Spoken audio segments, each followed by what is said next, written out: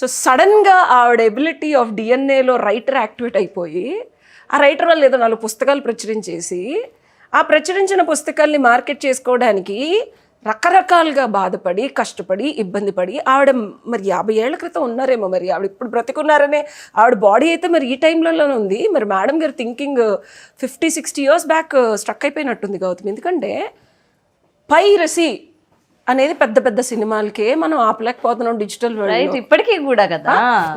నేను 1998లోనే పుస్తకాలు పైరసీ వచ్చేసాయి. అవును. వెన్ ఐ వాజ్ స్టడీయింగ్, నేను బుక్ లవర్. నేను అమ్మా మా ఇంటికి వచ్చుడమ్మా 250 పుస్తకాల పైనే ఉంటాయి.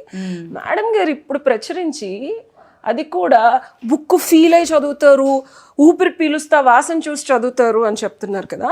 అది అంటే మరి సో మేడం గారు 60-70-80 ఇయర్స్ బ్యాక్ ఆ డిఎన్ఏ యాక్టివేషన్లో ఎందుకు ఇంత డీటెయిల్గా కూసంకుసంగా చెప్తున్నానంటే ఆ అమ్మాయి జ్ఞానం కానీ, అమ్మాయి మాట్లాడేది కానీ, అమ్మాయి బిహేవ్ చేసేది కానీ 2020 నుంచి 2025 కాలమానానికి లేదు గౌతమి.